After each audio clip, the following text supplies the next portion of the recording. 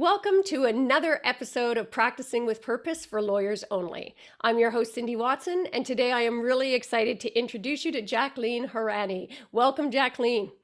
Thank you so much, Cindy. It's an honor to be here. Yeah, so great to have you here. I'm so excited to hear about what you do. And today, for our listeners and our viewers out there, we're going to be talking about being legally unconventional. And for those who don't know Jacqueline, you are in for a treat. She is the founding attorney of Horani Law, the law firm think tank hub for legally unconventional work. And I'm sure a lot of you are wondering what that is. Well, don't worry, you are going to hear about it here today. She graduated from NYU School of Law, and she was dedicated to public interest impact. So definitely hits my heartstrings. And within the first year and a half of launching her own firm, she went from defining her role as an integrative lawyer working with small businesses to co-creating and teaching the first law school clinic in the US. Pretty impressive.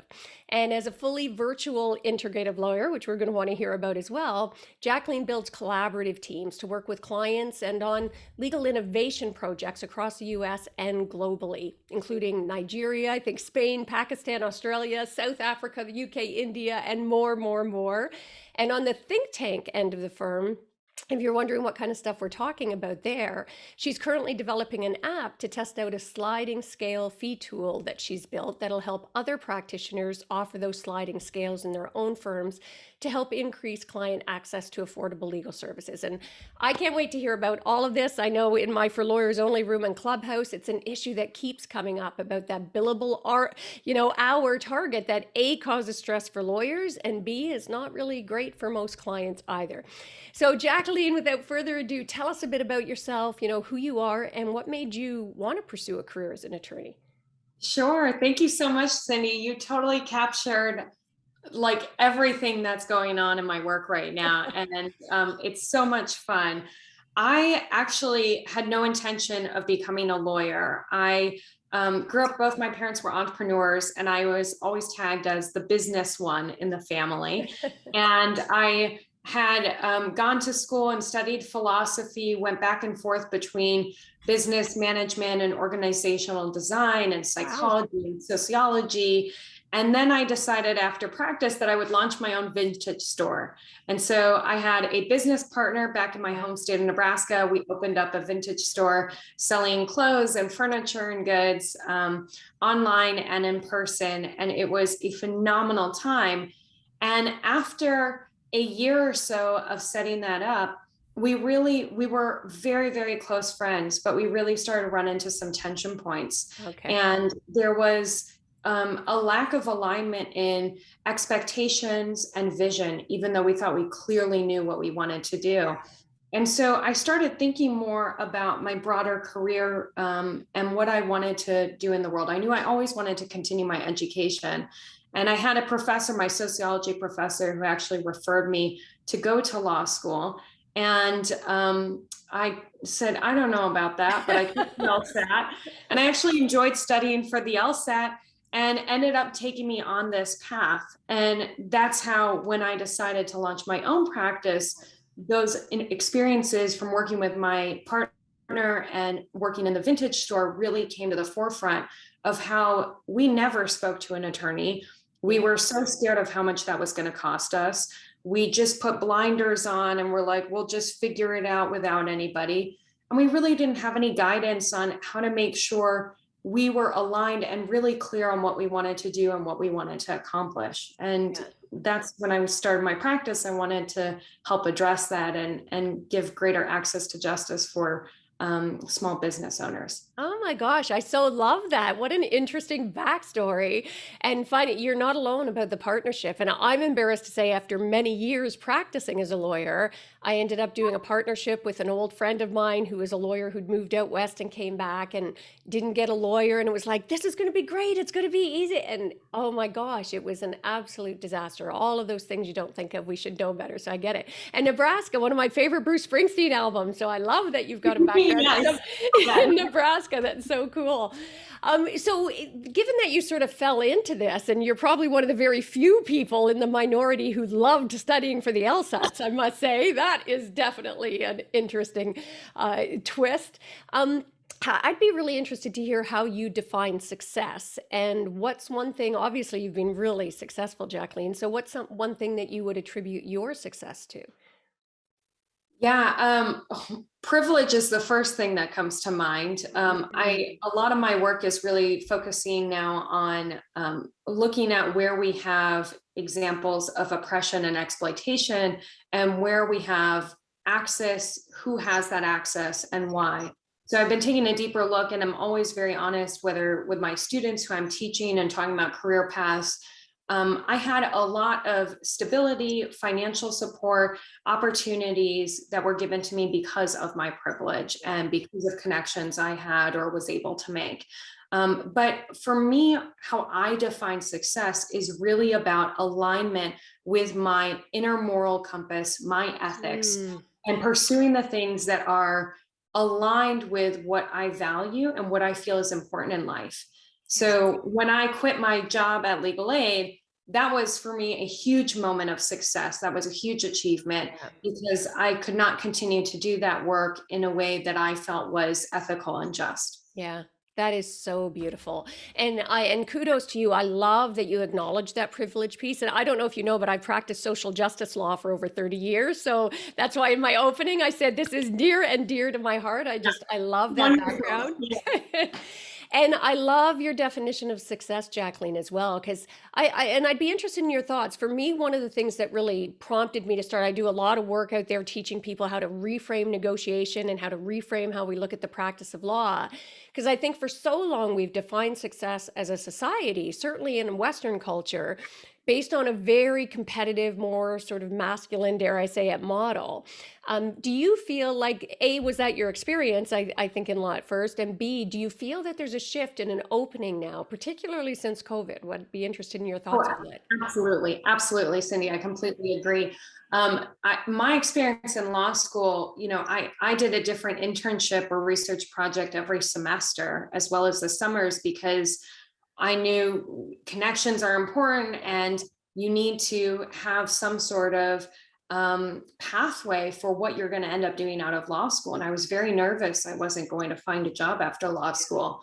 There was a lot of pressure. I was at NYU, one of the top schools in the US, and it was a very competitive environment, but also a space where I felt in a ways very disconnected from what was happening in law school. I became very engaged in the social organizations, the student groups, including the National Lawyers Guild, Outlaw Students or the Coalition for Law and Representation on campus. And that was really more of my focus, was on connection, collaboration, impact, and creating conversations that were meaningful to us as students. Yeah. Um, that was very much the experience, not the experience of everybody else in my class, though. And I feel so many of them had so much pressure on their shoulders and a lot of stress and a lot of fear and apprehension of what was going to happen if they didn't get into a big law firm. Yeah.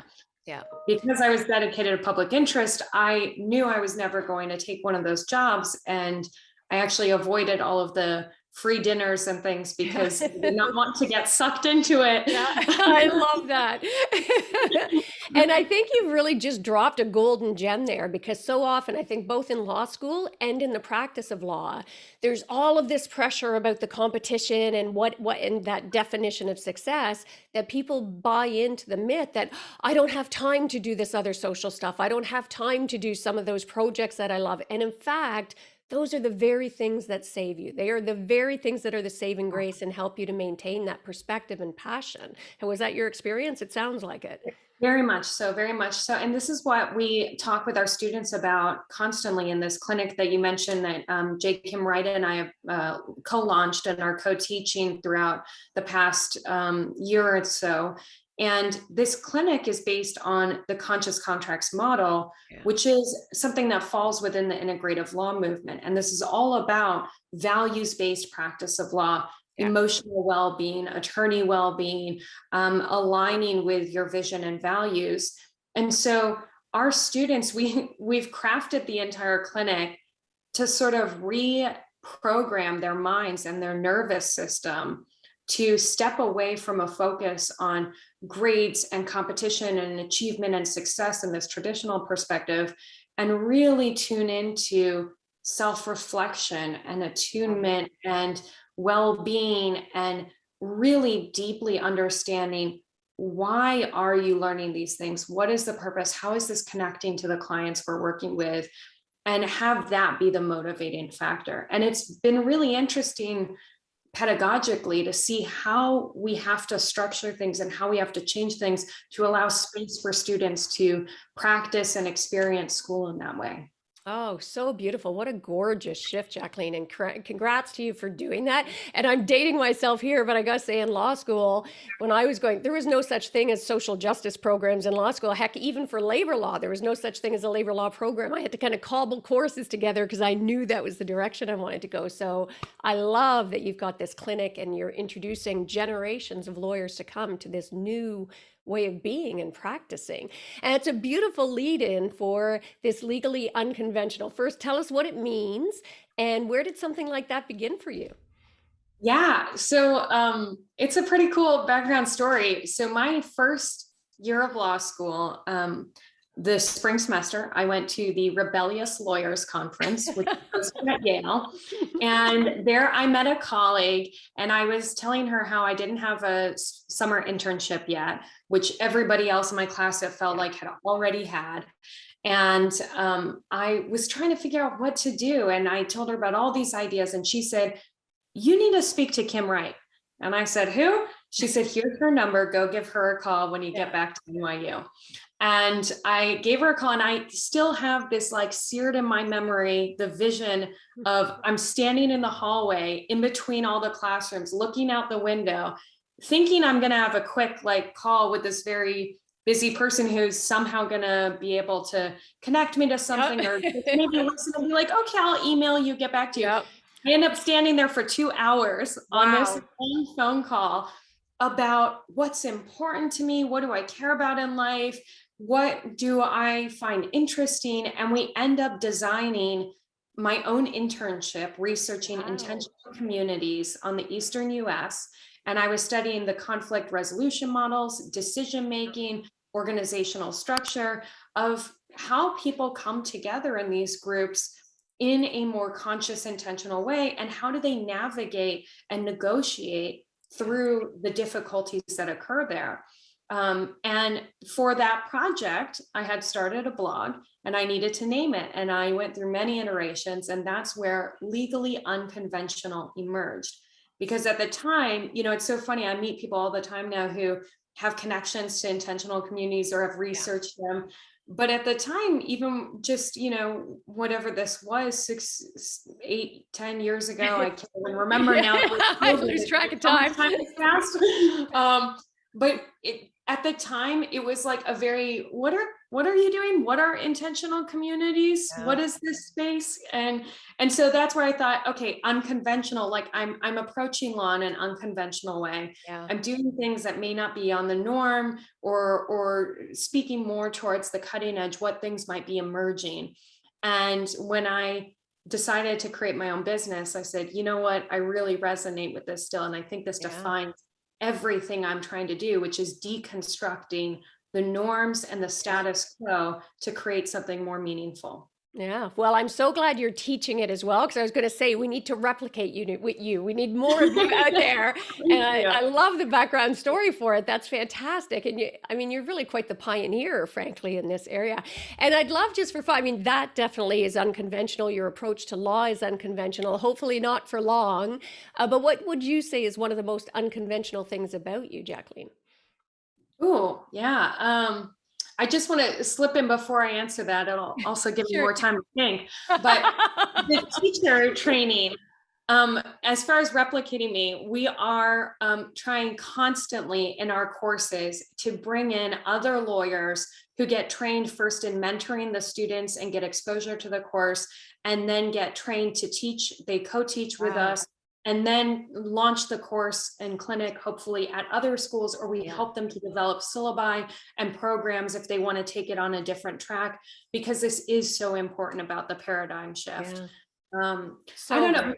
Most unconventional thing about me, though, Um, I it's coming to mind as I look outside is that I absolutely love rollerblading. Okay, nice. There's a few lawyers you'll probably meet who is dancing up and down the street on my rollerblades. But really, I think it's just this approach that I have to life about pursuing what is Yeah. passionate for me, meaningful, and aligning. And as I mentioned at the beginning of that topic of privilege, the more that I've connected with people globally, the more that I've learned, um, I don't want this to just be the case for me. I'm not interested in creating my own success or my own life where I can be surrounded by beautiful things and go on all these adventures. I really want to shift the paradigm and the way we practice work so that everybody can do work that they love and only do work that they love. I love that. And actually, I think rollerblading is kind of a beautiful analogy for the way you approach the law practice. Like there's a freedom and a lack of Mhm. inhibition and getting out of that the normal constraints. So I think that's a perfect fit for you. I totally Perfect. get that. Yes. So, and also it's unconventional that you loved writing the LSAT or studying for it. So there you go. You're just unconventional across the board. So tell me, how do you help your clients build their dream companies? I know that's one of the things you really work Yeah, on. So what would you say about yeah.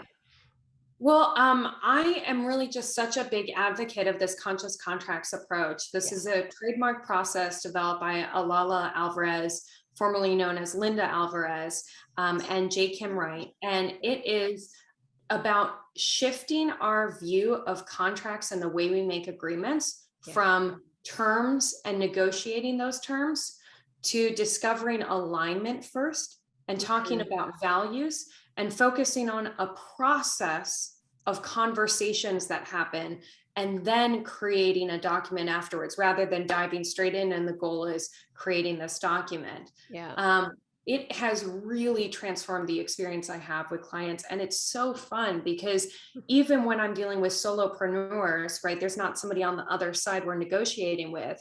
I'm really working to help them figure out what is it that they actually want to achieve? Why are they pursuing these steps? And honestly, a lot of that work when it comes to early stage startups is figuring out whether this is the space they want to put their Yeah. energy into. Yeah. And maybe they're just pursuing it because this is where life has led them at the point, but it's not actually work they want to do.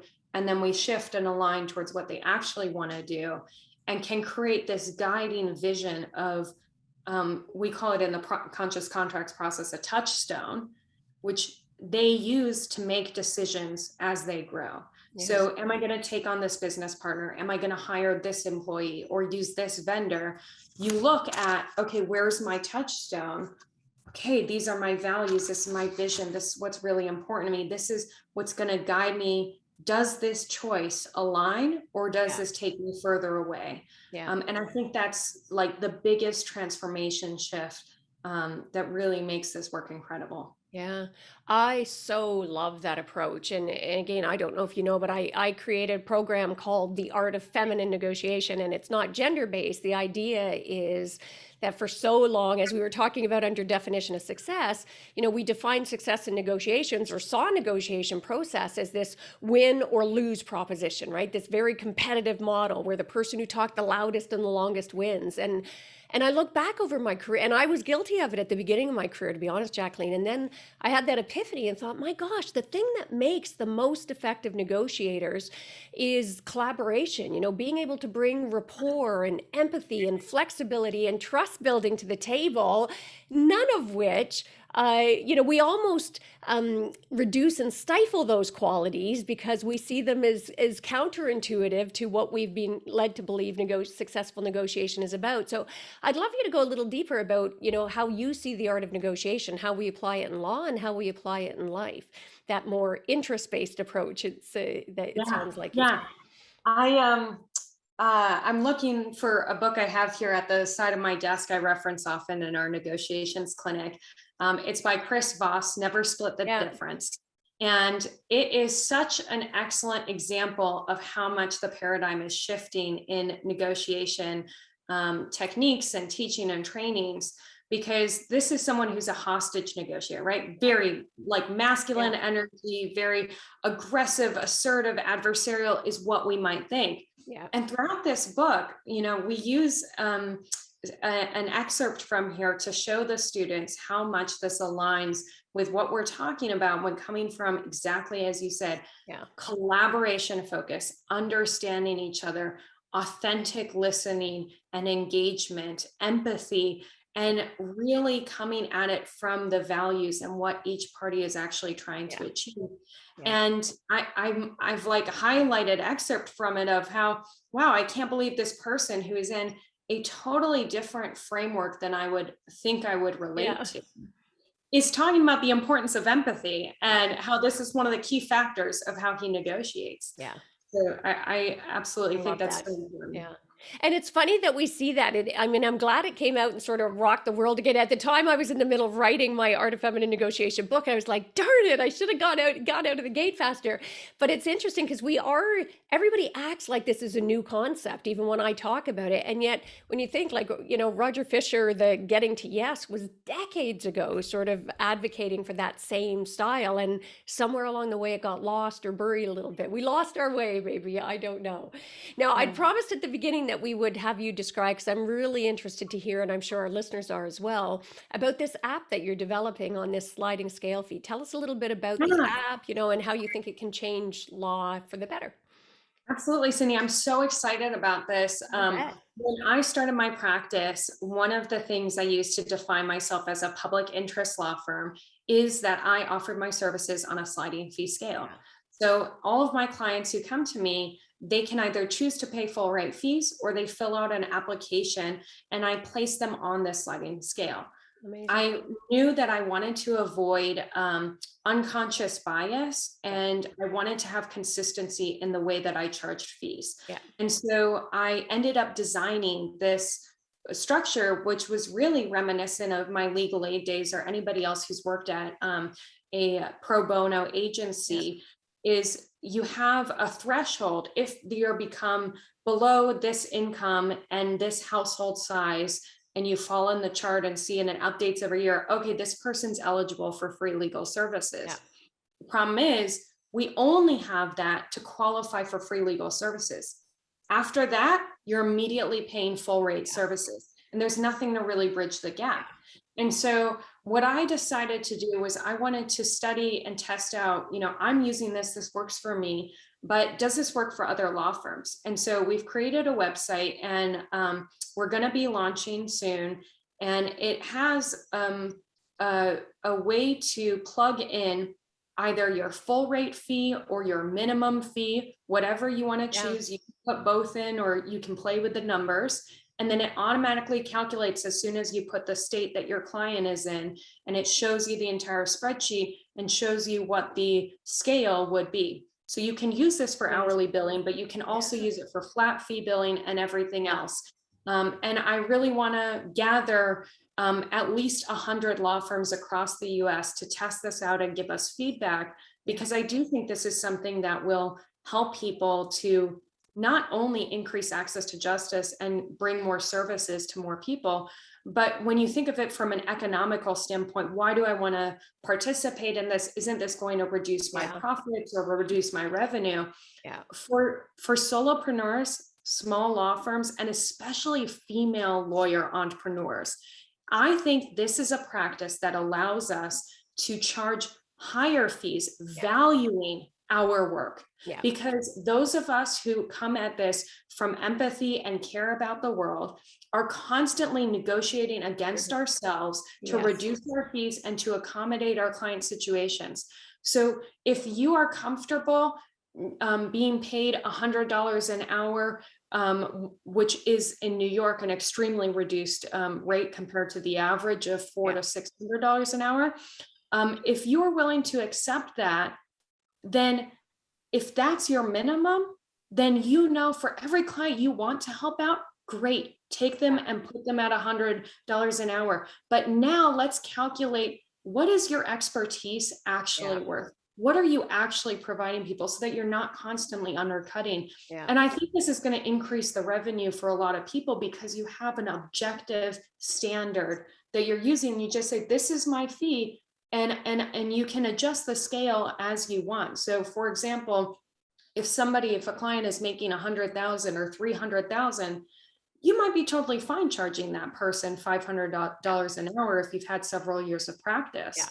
But if somebody's making 70,000, are you still comfortable with that? And how do you Yeah. adjust? And this is meant to make this process really easy and direct. Yeah, I love that sort of mindset shift, if I can call it that as well, about because I think it's true. Women in particular, we do tend to lowball ourselves, right? We end up undervaluing our services. And this is a great shift where you can do that for the clients where that's necessary and also recognize your expertise at that other end so that you don't become the Walmart of the legal industry, right? So I love that approach. So, are you comfortable sharing with us what would you say are some of your biggest fears or challenges and any tips you have about how you choose to address them and move forward? Oh, this is such a good question. I'm glad you asked this because I think the more that we all can be vulnerable with each other, the more that we're able to create actual change, right? If we have this pedestal ideal, that's something that I've struggled with a lot. I'm constantly comparing myself to other people. I have that innate kick come up in me when I see somebody else succeeding, or just like you said, when Chris's book came out, oh, I should have done that sooner. Why didn't I get on this? Like that natural reaction Yeah. comes up a lot for me. And despite all of my success and all of the work that I get to do, I still feel it's not enough, not enough, not enough. So, two of the things that I think are really helping me with this is one, support groups. Yeah. Creating women's circles for myself, that's been a very valuable Yeah. practice with other lawyers and visionaries and change makers. I'm in a speaking group through Woman Speak, which I think is Cool. a beautifully supportive space to Yeah. practice public speaking and get comfortable. And the other part of it is really calendar blocking and tracking my time, because as an entrepreneur, it's so easy for me to sit here at my computer from 9 in the Yes. morning till 10 Oh. at night and still have, I've got 100 sticky notes here of all the things I need to Yes. do, and feel like I haven't done enough. Yeah. And so I'm really trying to become more conscious of where is my energy going? Yeah. And then it helps me to see where are spaces that maybe aren't the best use of my time, Yeah. and where can I allow myself to relax. Yeah. So the past few weekends have been a lot easier. I've been able to enjoy the weekend because I know I've put my work in. Yeah. Yeah, such great advice. I love that. And a bunch of layers to that. I mean, one is that boundaries, right? Sending that boundaries around our time. And I particularly love, Jacqueline, that you talked about vulnerability because I think as lawyers in particular, we are so conditioned with this expectation that we need to have the answers all the time. We need to always show up with this, absolute sense of utter confidence. And we worry that if we admit we don't know something or that I'll have to get back to you, that somehow we're going to lose credibility. And yet, study after study shows the opposite is true. It's that connection with clients when you're like, you know what, that's a great question. Let me look into that. I'll get back to you to make sure that I give you a really fulsome answer. That actually builds higher trust, as opposed to try to bluff and bluster your way through something where you end up losing credibility with those clients. So I love that vulnerability piece. And Absolutely. And Cindy, that aspect of blustering and bluffing through, one, clients can often see and oh, sense that. And so absolutely. you're nervous, they're not happy with what you're Yeah. doing. And so it happens in the moment, not just afterwards. But this is exactly something we talk to our students a lot about, because many of these students are coming into our clinic never having spoken to a legal client Yeah. before. Maybe they've had business experience before coming to law school, but this is the first time and they're so apprehensive. And we have to constantly emphasize and iterate, you are in law school, you are learning, you are in a clinic. There's no expectation that you know all the answers. It is assumed and obvious, and the clients are friendly and welcoming to the fact that you're figuring this out as you Yeah. go through this clinic experience. And Yeah. that's okay too. And I really hope that our students feel that constant repetition and reassurance on that gets them more comfortable. Yeah. And by the end, they're absolutely phenomenal with the clients, very comfortable, very approachable, able to relate easily. Yeah. And I think the same way, as conversations flowing here of having that human to human interaction Yeah. is a lot more important than focusing on jotting down your list and checking your check Yes. boxes of what you need to get through. Being present is such Yeah. an important part of Yeah. this. And what a great model for them going forward in their careers to be starting with that psychological safety that it's okay to show up not knowing everything. It's okay to just build that connection and rapport. I love that as a model. So what tips would you have? And it sounds like it's something that you work on very much in your clinic. So I'm sure you've got loads of value here. What tips would you have for lawyers, whether later in their practice or starting out, to get away from that sort of traditional competitive, soul sucking, if you will, constant fight mode of practicing to find a way to practice more on purpose? Oh, absolutely. I think, okay, step one, like connect with other people who are already doing it. Yeah. So if you search the integrative law movement or on LinkedIn, just connect with me. I always am happy to offer myself as a mentor, a support, like co-creator and things, and witnessing this transition. Because when you are in big law practice or traditional practice or entering that, that's all you see. Yeah. Like you have no Yeah. exposure or conception of what's possible. Yeah. And we need to see what's possible before we're able to achieve that. And so that's, I'd say, step one. The other tip that I'd probably give people is to make sure that you really go in and self-reflect on what's important to you. Yeah. Yeah. And a lot of people, I think, are afraid of taking this step because of what they might find out, Yes. because it might mean they have to make big changes in Yeah. their life. Such a Um, good point. and that's why support groups and creating communities and circles that you can share your journey through is so important, because doing this in the isolation of your own mind is going to be unnecessarily difficult and lonely. And there is so much incredible work happening across the globe that I believe it's something that we don't need to go through alone. And we can find incredible opportunities. The synchronicities really start happening once you get clear on what you value and what you're visioning for your future. Yeah, I love that. And it's so true. I forget what is that Goeth quote as well. Like, when you take that step off the cliff, if you will, the road comes up to meet you, right? But you need to make that Well, I commitment love moving that. forward. Yeah. So I love that. Now, you've already shared some with us about how you inspire other people. I mean, you've got your clinics going, so you're inspiring the next generation. You mentor people. You obviously model it in your practice. Any other sort of tips you have on how, or anything you can share about how you inspire others to be able to do the same, to make the shift, to show up differently in how they Absolutely. practice? Absolutely. Yeah, this is such a big part of my practice when we talk about pathways to success, because when I was in law school, even though I met Kim and learned about the integrative law movement and was at the Rebellious Lawyers Conference every year, Yeah. like I still had the pathways of big law, Yeah. legal services, public interest, or government. Yeah. And I didn't really see a lot of creativity or possibility for where my skill set aligned strongly and where my values aligned strongly.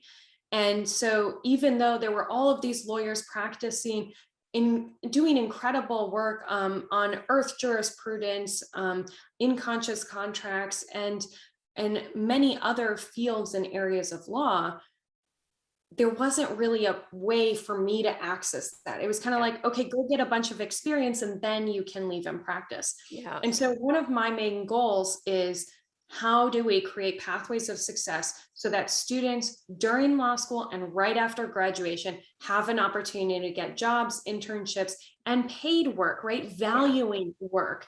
Yeah. And so I'm working right now to hire some interns. I'm always taking externs if they want for school credit as well.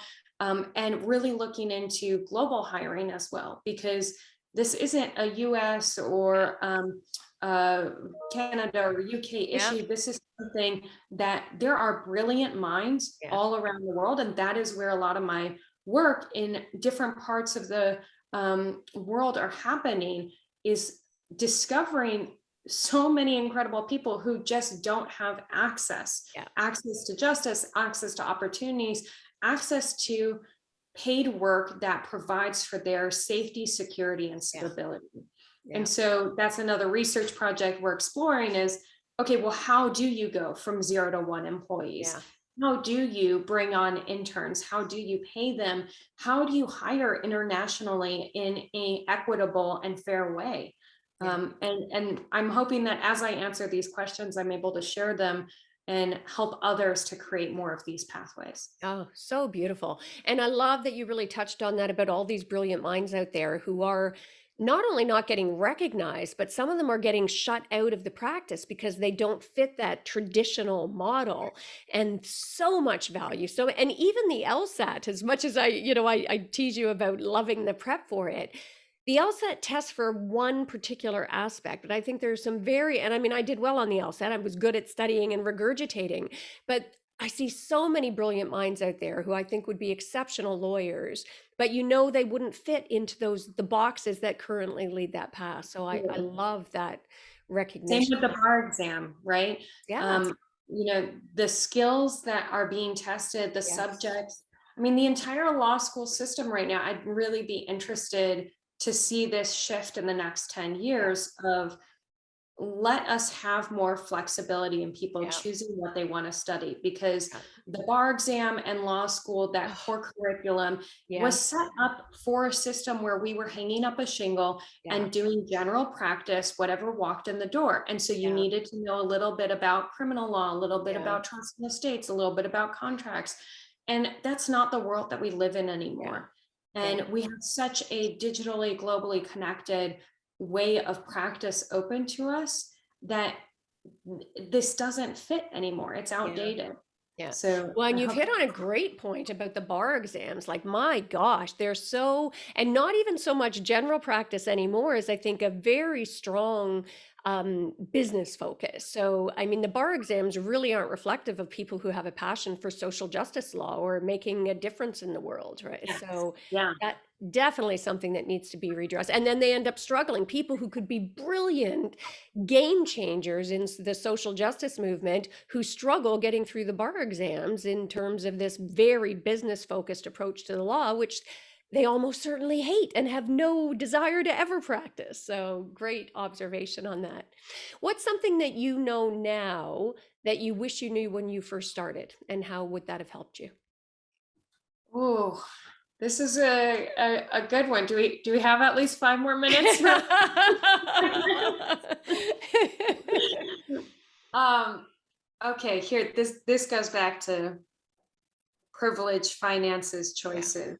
yeah, My current partner, we went to law school together, met each other there. He was on a very different path. He was dedicated to big law, yeah, and I was gung ho public interest. yeah, And we would have conversations in law school about this. And several of my other friends who were interested in public interest, we would calculate how much the loan repayment program, right? I went to a school that yeah. offered this for public interest. So hopefully at Hmm, the end of 10 wow. years, my loans will be paid off through my law school. Yeah, Um, and how much we could make every year in those jobs, and how much when you're at a big law firm, how much comes off of taxes. yeah, And so is it really worth it? And the amount of work you're doing in hours, it's kind of like working 2 jobs. And we did all these calculations. And the one thing I never knew about is that big law bonuses are very big and they escalate very quickly. yes. So we had calculated all of our numbers with the first year bonus in perpetuity, not understanding Yes. that it increased to just egregiously large amounts. And so I don't know. And the path of big law, when you think about, effective altruism, is a philosophy and group of Yeah, people that are trying to figure out how to have the biggest impact on the world. Sometimes it is going for the most amount of money. yeah, When we're dealing with people who have come from families where nobody has ever yeah, had a full-time professional job, or nobody yeah, went to college, you yeah. know, the opportunities that you get with big law, is it right to say, no, don't do that, leave that behind and go public interest? I don't think so. And if you are able to pursue a big law career and live on a small budget, you can Yeah. create so much change and impact with the amount of money that you have at your disposal. And I don't think that's something I fully considered. Yeah. I don't know if I would really change my path going Yeah. back, but this is one of the conversations I have with any of my students I'm advising on their career options is I don't anymore have a very clear hard line as I held when I was Yeah. in law school of public interest or bust. I've realized how much more nuanced this conversation Yeah. is. No, that is such a beautiful insight, Jacqueline, because, for so long, I think people, when you've got, whether it's the left and the right in politics, and we don't really truly bring that empathy to the table to try and understand each other's perspectives. And again, from that social justice, and, I've been guilty of this at times as well. We often talk about, I was going to say joke, but it's not a joke at some level. It's always about, oh, they've gone to the dark side, or there's that as if it's somehow a betrayal to the movement. And I think you're quite right. The reality is that people who still bring intention to it, can make incredible amounts of money and do amazing good with it, right? And it's the same even in labor law, the difference between whether you're practicing on trade union or management side. And it was always a big thing if anybody went from the union to the management side, just, oh, they've gone to the dark side. And I was always like, well, wait a minute, so long as they maintain that principled approach that everybody deserves to be treated with dignity and respect, arguably they can do more good on that side where they're actually in making policy decisions about how the organization operates to be able to treat people in the way that we advocate they ought to be treated. So gorgeous insight. Love that. Just like we need prosecutors who are willing to stand up to injustice Yes. and refuse to prosecute. Yes. And I think that is something that, at NYU we kind of missed out on. There was such a public defense focus at that Yeah. school, and so many of my colleagues are incredible public defenders. Yeah. But it was almost like, Yeah. I remember my first semester, I was kind of considering, oh, maybe I'd want to do prosecution. I don't know. I didn't know much about Yeah. anything in law. Yeah. And I was exploring everything. And I could tell, I could sense it was not okay for me to express that Yeah. or that. And I do think it's not just that we need people on each of these sides and the duality of the sides Yeah. and good people on both sides. I do think there's actually a really strong essence of we need people who are going to Absolutely. speak up and speak out and act with integrity. Yeah.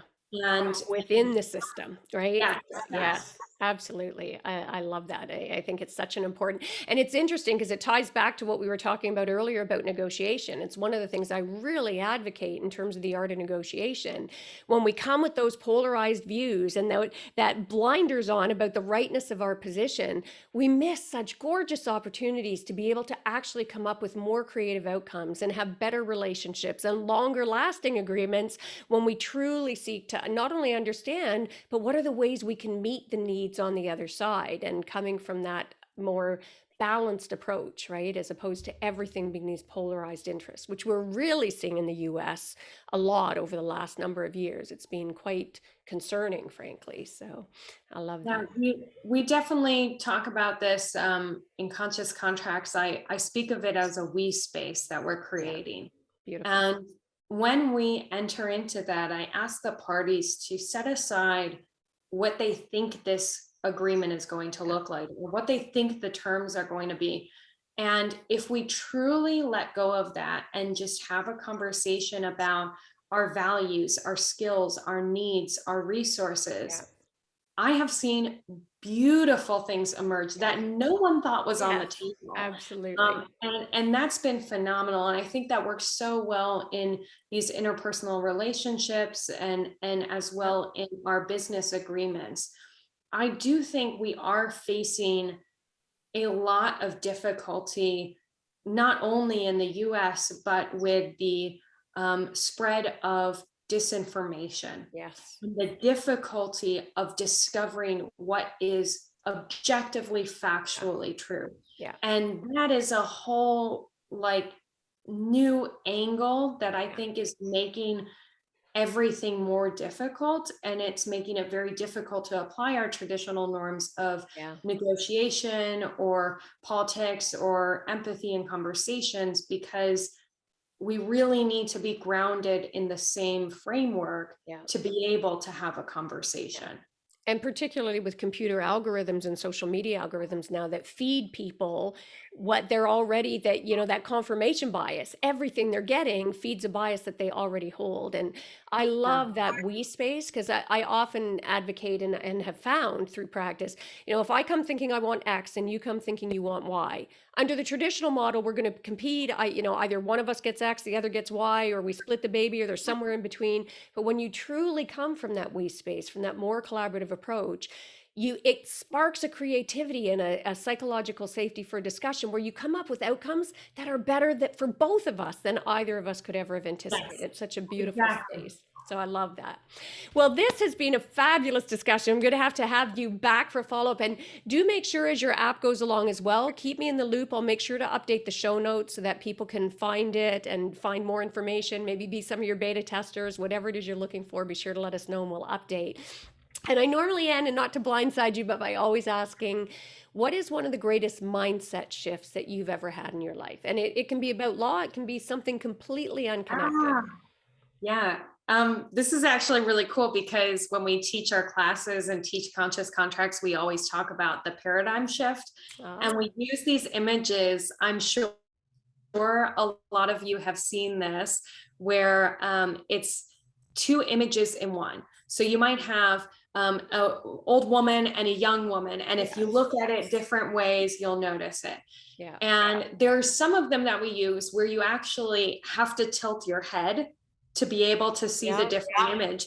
And we have participants help each other out when people aren't seeing it. We're like, okay, describe, how did you go through this?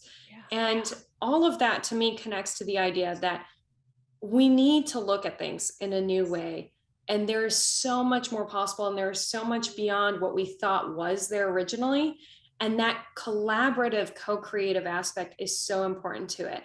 And the more that I've been in this integrative law movement, in the conscious contracts field, I have been experiencing this paradigm shift and realizing, wow, yeah, this really, it is about co-creation. It is about collaboration. Look what's possible.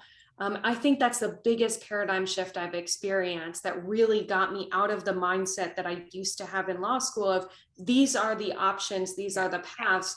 I used to think social justice work, you could do direct legal services, or be an international human rights humanitarian lawyer, doing huge, dangerous, risky, incredible things. And I was like, maybe something in the middle. Is there an option out there? And now I see, oh, there's so much more out there. There's like 1,000, if not millions, of options out there, and you can create your own options as well. Oh, this has been so insightful. So many golden gems dropping from the ceiling. And I really feel like COVID has actually opened people up to a new way of being, because a lot of these skills that are now actually getting recognized, as being valuable, this more collaborative approach, are things that were seen as a liability before. So COVID, I think, has really shaken people to their core in a way that we're seeing a recognition of global leaders differently. I mean, I often use the example of, the Prime Minister of New Zealand, where, think of a decade ago, if you had a global leader saying that kindness was their national language, they'd be laughed off the global stage. And now people are going, yes, that's true. We need more of that in the world. So such a beautiful changing space. So Absolutely. thank you so much, Jacqueline, for joining us today. This has been just a gorgeous conversation. I love what you're doing, and kudos. So thank you. Thank you for being here. Thank you, Cindy. I am so excited also in whatever future collaborations. I Yes. know we're speaking the same language as well, so I'm excited about this. Yeah, actually, I look forward to that. And for everybody out there, our listeners and viewers, make sure to check out and learn more about Jacqueline. You can do that on her Insta at Legally Unconventional, LinkedIn as well. Check out Legally Unconventional. We'll make sure to have details in the show notes for you as well. And I'm sure you all got so much value from this episode. And if you haven't subscribed yet, please make sure to subscribe to the podcast, Practicing with Purpose for Lawyers Only, and share it with anyone that you think could get value from the message. And Let's face it, who can get value from finding a better way to practice law where you can rekindle your passion? And that is a wrap for this episode. So until next time, go forth and find ways that you can practice on purpose. Find a better way to practice law for you so that you can rekindle your passion and make a difference in the world, negotiating your best life on your terms.